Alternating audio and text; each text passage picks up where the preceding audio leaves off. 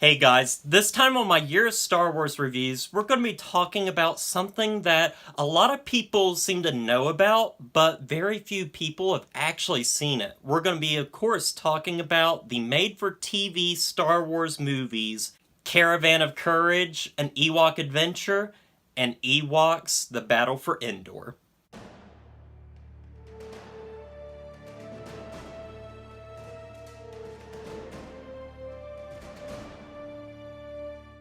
After Star Wars The Return of the Jedi, we started getting a bunch of new material from books to comic books to TV shows in the Star Wars universe. I already talked about the show Droids along with the show Ewoks in a previous video, and one of the things that they capitalized on, which they did with the Ewok show, was the Ewoks. In Return of the Jedi, the Ewoks play a big part in that role, but a lot of it comes down to their marketability. And these things were definitely made to sell toys and be a big item. And for a while they were. They had a 2-season cartoon show, and they also had movies. So I'm going to be talking about both of them. Starting off with Caravan of Courage, it was the first one, and it came out in 1984, and follows the story of a family that crash lands on the planet of Endor, and follows mainly the story of a brother and sister as they're trying to look for their parents. And they come across the Ewoks, and they have an Ewok adventure. Watching this movie, I got exactly what I thought I was going to get. It's a made-for-TV Star Wars movie. You're not going to get much out of it. The acting for this movie is not very good. The child actors are pretty terrible. The daughter, young girl, is really, really bad, and the brother is also really bad. Even the parents are not that good. Also, just the movie is very cheesy, but also I think that's part of the charm, because even though this isn't very good, a majority of the movie, the biggest problem is that it's particularly boring, but it's really creative and kind of fun to watch at times. There's some laugh out loud moments, not because what I was watching was funny, but because what I was watching was funny.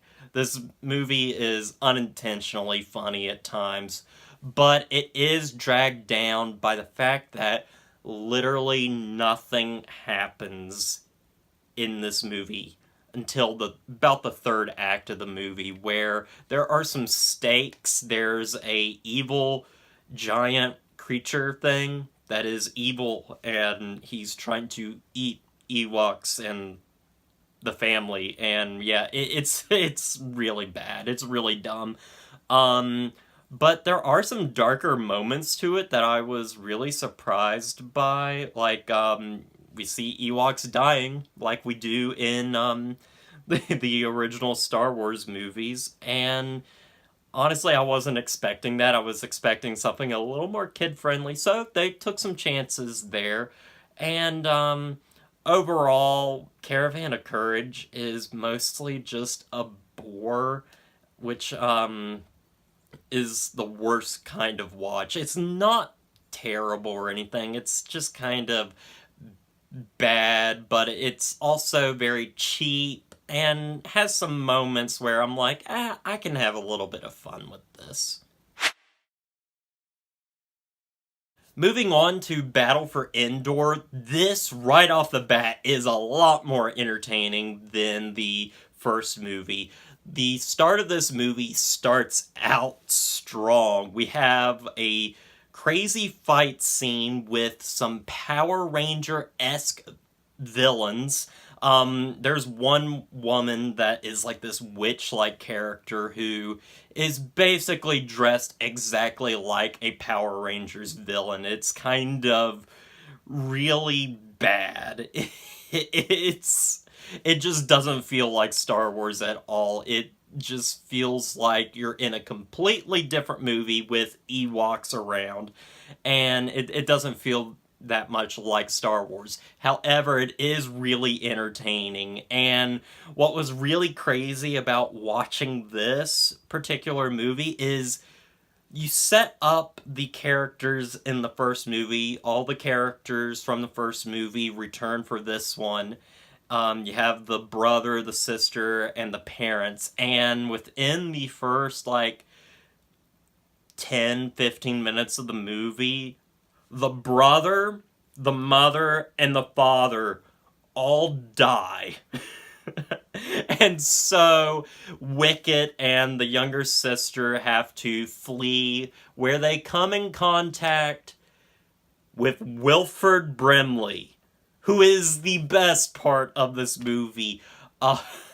This movie's not very good, guys, but it is so entertaining, and a lot of it is brought by Wilford Brimley, and just some balls to the wall crazy stuff that happens in this movie. It's extremely entertaining. There's also moments of, like, pure horror. There's a dream sequence. The little girl has a dream where like these creatures, the villains of the movie, are like running after her, and she goes for help, and Wilford Brimley is replaced by an evil creature that scares her and wakes her up, and it's all a dream. But that's a lot of fun. Also, we get something I never thought I wanted, but we get a sword fight with Wilford Brimley and the main villain of the movie, which is a ton of fun to watch. Even though it seems like I'm liking this movie a lot more, I do want to say that the middle of the film definitely becomes boring, like the previous film, where there's not a lot going on, but there are enough moments throughout where I was enjoying myself quite a bit. Was it really that good? No, not at all, but it was extremely entertaining. There's just crazy stuff in this movie, and I'm just wondering, like, how did this get made? Why does this exist? And I can't tell you. Also, the movie has a lot of stop motion in it that I found really surprising, and it's fun looking at stop motion, and I'm a big fan of it. So, like, it looks really nice. For a low budget, it looks really good. In fact, I do think this movie is a step up from the first film. It definitely looks like it has a bigger budget, and they're doing a lot more stuff with it, and it's really entertaining. With all that said, though, I'm going to give Caravan of Courage and Ewok Adventure a 5 out of 10. As for Ewoks, The Battle for Endor, I'm going to give it a 6 out of 10. Also, something I really appreciated when watching this was the fact that they reuse elements from these two movies and put them into the animated Ewok cartoon show, which I really thought was cool, and it kind of put a smile on my face because I really did enjoy the Ewok show overall. But really, guys, that's all I got to say about these two weird things from the Star Wars universe. I hope you enjoyed this review. Come back next month. I'm going to be talking about the first movie in the prequel trilogy, The Phantom Menace. So look forward to that. I'm really looking forward to it. So as always, don't forget to like, comment, and subscribe to the channel. And I'll see you guys in the next review.